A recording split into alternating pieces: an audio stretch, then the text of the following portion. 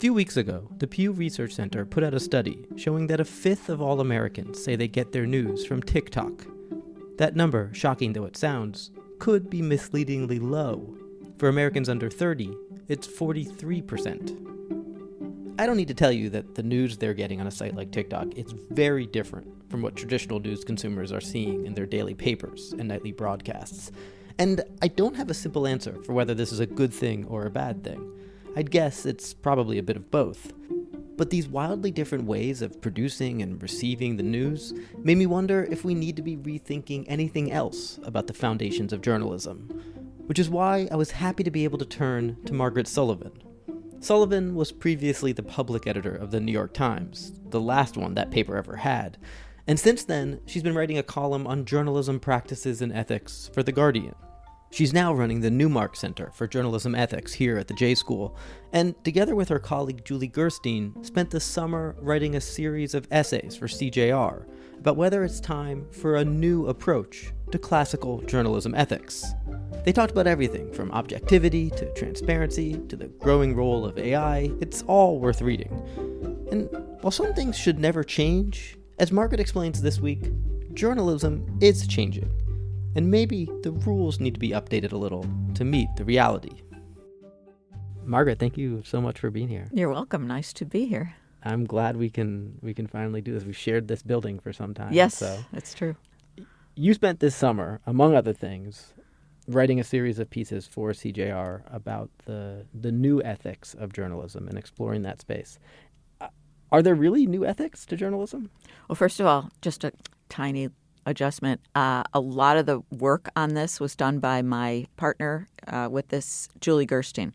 And she is an experienced editor and a great researcher, and she did a lot of the interviews and a lot of the work. So I right. Truly just want to mention that. Are there new ethics in journalism? No, not really.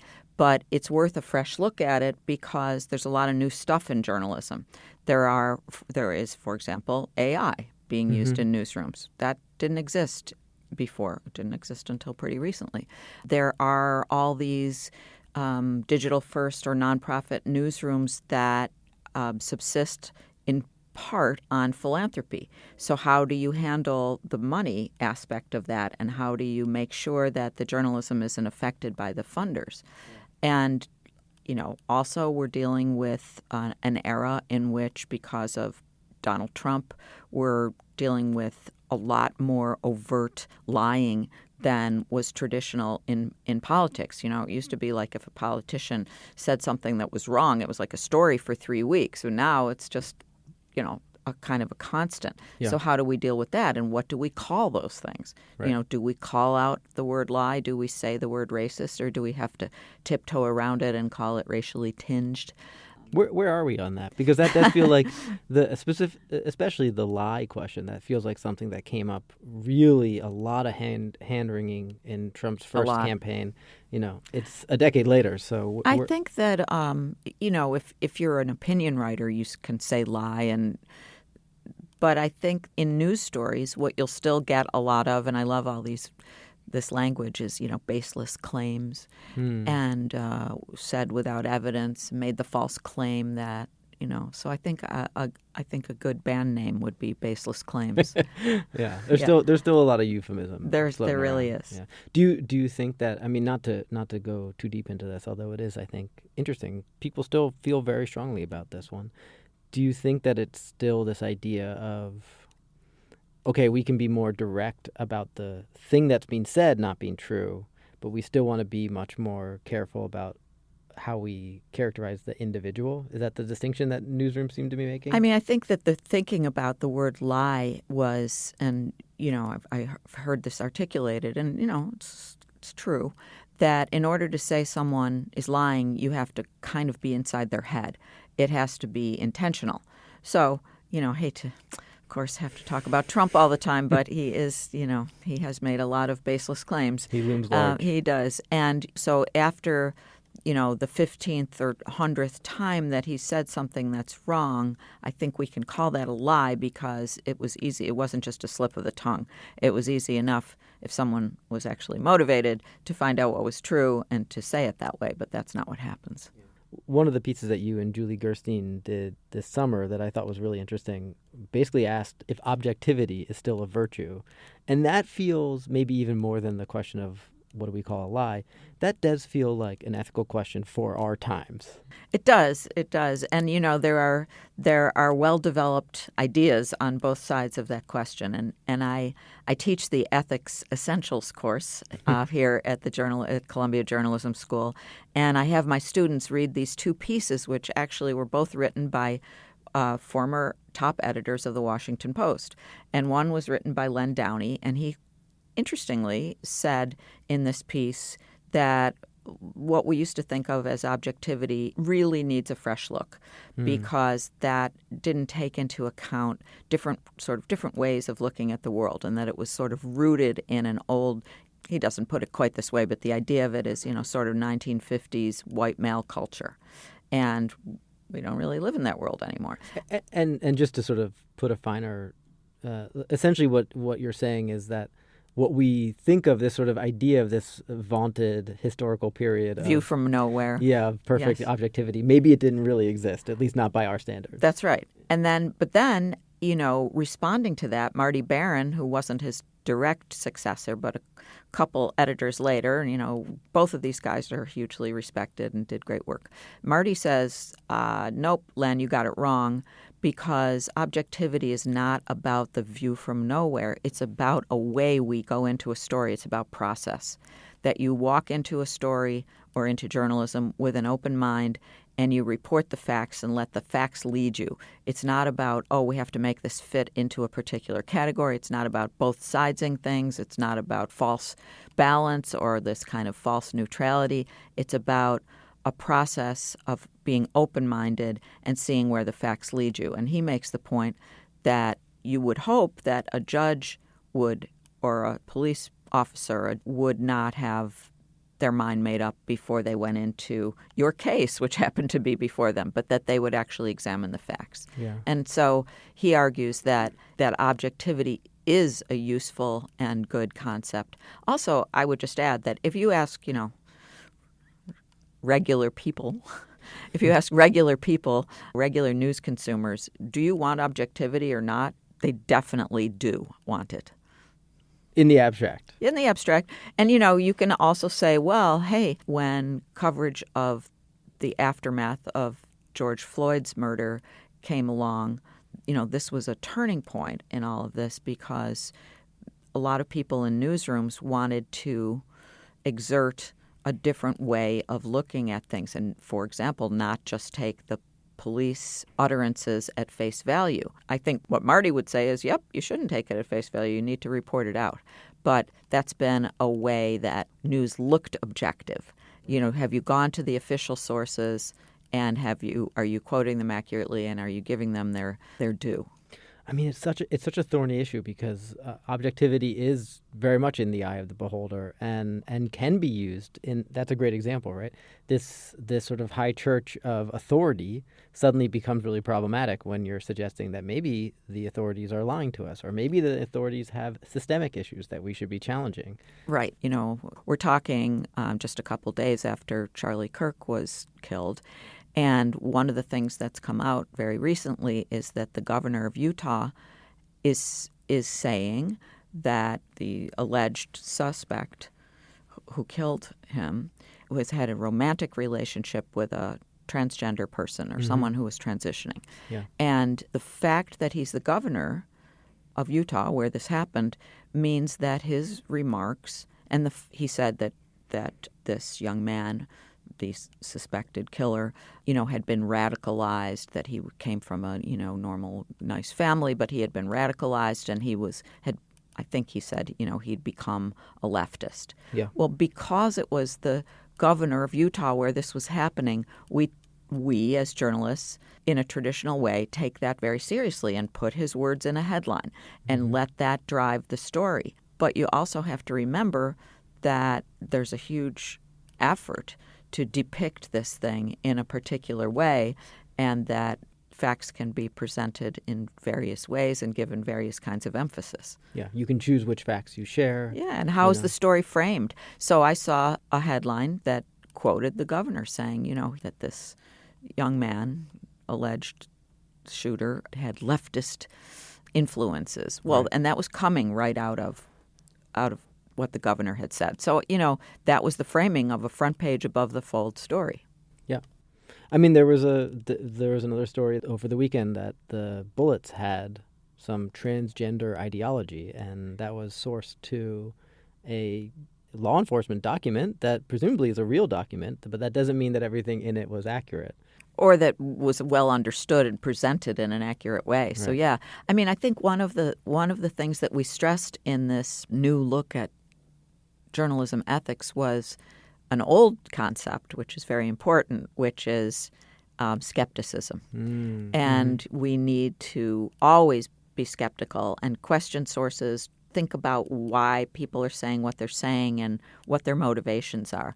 I was just teaching the second class, this ethics class that I teach, and one of the students said, students or whatever they are, 22, 23 years old, one of them said, yeah, it's that old thing. When your mother tells you she loves you, check it out. And the class laughed. I mean, they all knew what that was. And that's the essence of skepticism, right? Check it out. Right. Check it out. Don't, trust but verify. I wonder if some of the mainstream news channels in this moment have objectivity'd themselves into obsolescence in a way. Mm-hmm. Yeah, well, there's no question that what people, and we know this from the onset of cable news, and certainly we know it from following the history of Fox News, something that people respond to when they're listening to content, that which gets you outraged, that which foments grievance. People will say, I love this, people will say, I just want the facts. Please just give me all the facts. I'll decide for myself. And they say that, but it's a little bit like saying that they really enjoy broccoli with nothing on it. But when, in fact, what people seem to be more drawn to is that which is outrageous, that which plays to your sense of grievance, and I always get a salad on the side and then eat my wife's fries off her plate. So. I think that I really think, and I try to practice this in my own writing, in my own work, is that you can make serious subjects, you can take serious subjects and make them engaging. For example, I hear people talk about climate change. Oh, it's difficult to cover the climate crisis because it just doesn't lend itself to exciting coverage. And my answer to that is it kind of does, because it's changing everything. And it's our responsibility as journalists to present these important things in a way that does captivate people and does capture their attention. I guess I just wonder, though, because I think about the ethical questions here. Mm-hmm. And I wonder if there is some valor in these outlets that are so upfront about what they are. Yes. One of the things that you guys wrote about this summer is also about transparency, being upfront and clear with your audiences about what you stand for. And so many of the ethical things that go on at a place like the New York Times end up shrouded in secrecy, right? There's this palace intrigue about who's behind what and how this article or headline was presented in this way. But we know those are humans with opinions, right? Yes. We know this. Right. And at these outlets that are now becoming hugely popular, that we know don't practice journalism in a traditional way, the virtue they have is that they say to you, this is what we think. Right. And I think this is why we're seeing people, in some cases, leave big institutions and go onto a Substack or something similar and have their own voice driving things. I mean, you see this particularly when people no longer fit in at the institutions they were at, and they'd say, okay, I'm going off on my own and I'm going to give it to you straight. And here, an example of this, I think, is Jennifer Rubin, who was at the Washington Post. She had been a conservative and then she became very anti-Trump. And she now has a Substack with other people called The Contrarian. Well, there's very little question where The Contrarian is coming from. Right. And so that walking in the door. If you're going to subscribe to or receive their work, it's going to come at things from certainly an anti-Trump perspective. Like the Bulwark is another example of that. And I'm not saying this is a universally good thing, right? I'm not trying to be cavalier about it, but I'm also sort of resistant to this idea that just because it doesn't fit into these classical molds we have in journalism means we should disregard it because it might be more honest in a certain way, and it also clearly appeals to people. It definitely does, and it's changed the way we consume news. I do always like to remind people that, although I'm very critical of some of the big institutions, and I'm a former public editor at the New York Times, so my job was kind of to criticize the Times, but big organizations like that have some real advantages, and I mean advantages for the public in what they do because they have numbers of people, they have legal departments, they have institutional knowledge. Yeah. All these things that allow them to spin somebody off, 3 people spin them off for a year to do a big project. I mean, that is pretty hard to do if you're one person writing on Substack.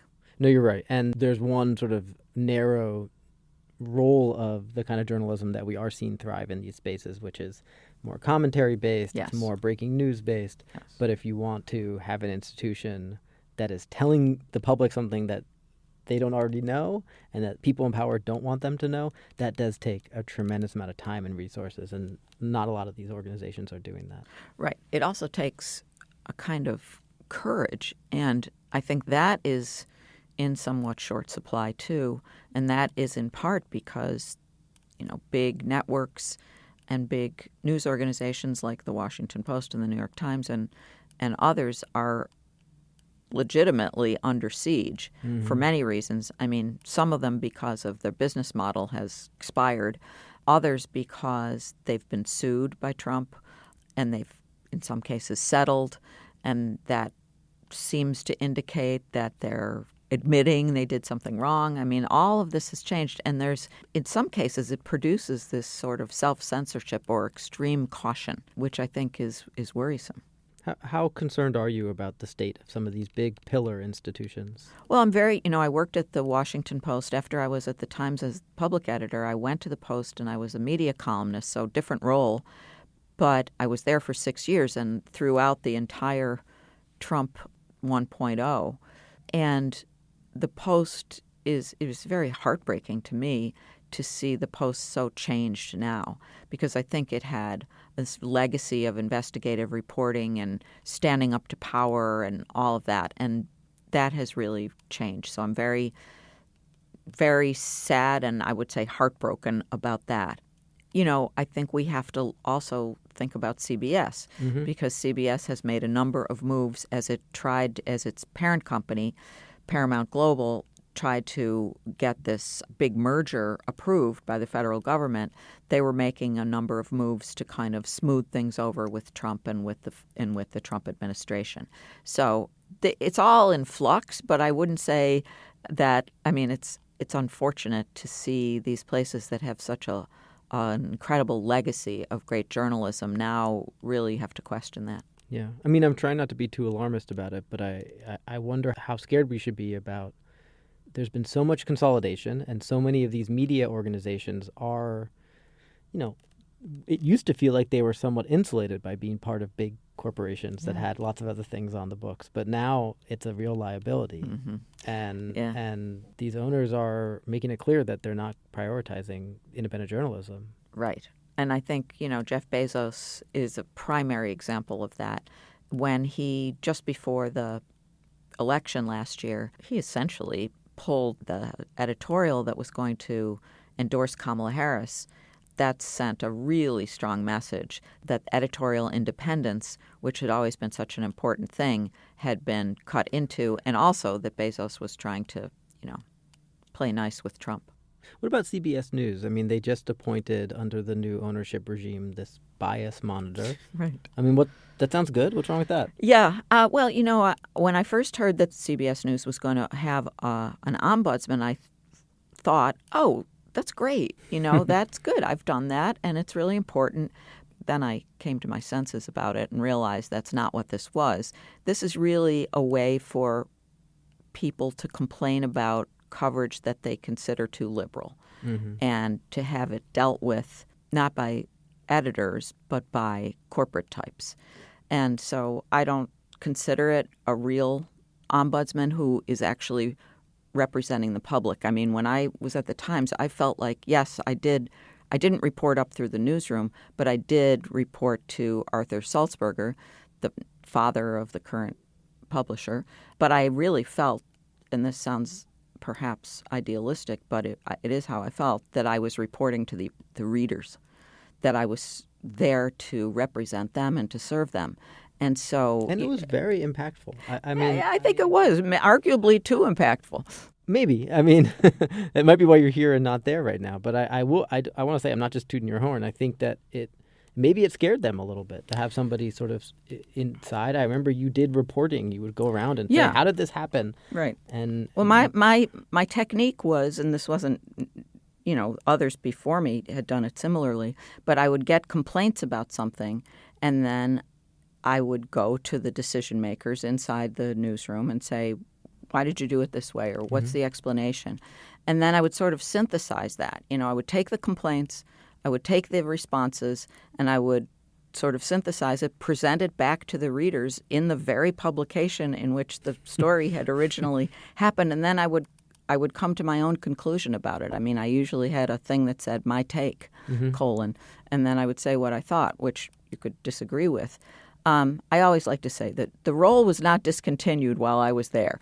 I finished my stint and I moved on to the Washington Post, and it was the next year that they so people always say, oh, they got rid of the job because you were being too tough on them. And there may be, I don't know whether that's true or not, but it didn't happen while I was there. Right.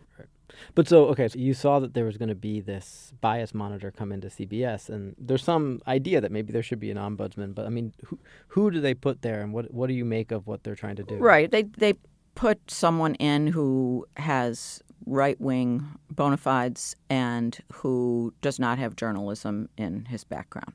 So I think if you really wanted to do it right, you'd have to have a respected and experienced journalist who could bring their expertise and their independence to the table. But that's not who this is. Is it crazy to think that there's maybe some liberal bias in some of these big media organizations? There's all kinds of bias all the time in everything we do, which is one of the reasons that we question the idea of objectivity. But, I do think that people in newsrooms tend to veer left of center, but their bosses don't. And, maybe their immediate boss does, but the big bosses don't. And the big bosses tend to call the shots and also have the atmosphere more to their liking. So, I think that when this former business editor at NPR came out with his big, this place is so leftist and it's biased and all. In the Free Press. Yeah. Right, exactly. He said that he alluded to the fact that, most of the people that they had looked at, if they looked at their voter registration, there were way more Democrats. And I think that's undoubtedly true. But there are other factors other than someone's political party affiliation that go into how the journalism comes out. I remember, I worked one time, 15 years ago, maybe, I don't remember, at a pretty left-leaning publication, a digital publication, and we had one really outspoken, he was actually an evangelical Christian and conservative on the staff. And he and I would talk a lot about what it felt like for him to be there. And the critique he made, which has always stuck with me, wasn't that it was a room filled with people who were ignoring inconvenient facts necessarily. I think he respected the journalism of the people there. He said it was a problem of story selection. What felt important to people? Exactly. No, I think that very often the way you can look at this subject is how stories are framed. And so what's the headline? What is the photograph? What story did you choose to do?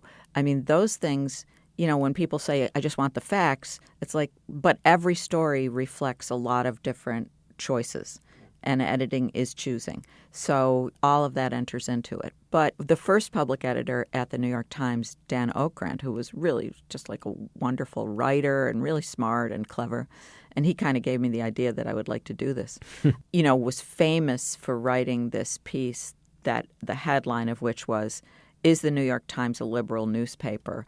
And his first line of the column was, of course it is. And so, that right. Set the tone, gave people a lot of ammunition. But I'm not really sure that that's true anymore. And I think the Times tries very, very hard to be what the boss calls independent, but that often plays itself out as neutral, trying very hard to be neutral. Or performative displays of neutrality. Right. And I think that there are some subjects like democracy, press rights, that I don't think newspapers or big media companies have any business being neutral about those. Do you think we could have a time when there will be public editors at a lot of major publications again? I mean, I know there are a couple now, but... No. Yeah. No, I don't think so. It's hard to, it is a burr under the saddle of the editors. And so, and I always like to tell this story on myself, which was that I was the top editor of my hometown daily, the Buffalo News. And after the Times started its public editor thing, my publisher came to me and said, Margaret, we should have this. And I said, Stan, we don't need, nope. I made the case that we didn't, maybe the New York Times with its power and monolithic, presence did. But I was out in the community all the time. I was responsive and, off to the side, I would say. And besides, I don't want somebody looking over my shoulder all the time. Right. But I do think that at big, monolithic media organizations, it does serve the readership or the viewership very well. Well, I wonder if I just wonder what it says that your answer was no. I mean, I'm not surprised that your answer was no, but I wonder what it says about the insecurity of these news outlets. It's hard to take criticism. Journalists are very thin-skinned as a general rule. I mean, I'm a lifelong journalist, and I love journalism and admire many journalists, but I think that, we're all very sensitive to criticism. And so if you set up a position, the role of which is to criticize and to point out flaws and to bring criticism to the forefront, then, that's not exactly, people would joke that the Times public editor job was the worst job in journalism, which it absolutely wasn't. It was a great job, but it wasn't really good for getting invited to parties. I'll tell you also, working at CJR, that I've reported on a lot of major companies. There's almost no stronger reaction than the one you get from the PR team at a journalistic outlet. When Absolutely. you write something critical, they cannot tolerate it. I know, it's true. It's true. It's just very hard to take. Margaret, thank you so much. You're welcome. And just a little programming note. For the next several weeks, The Kicker will be taking a break, and you'll be introduced to a brand new podcast, co-produced by CJR and the Tao Center for Digital Journalism, featuring Tao's Emily Bell and her co-host, Heather Chaplin. The Kicker will return next year. The Kicker is brought to you by the Columbia Journalism Review and produced by Amanda Dara. I'm your host, Josh Hirsch.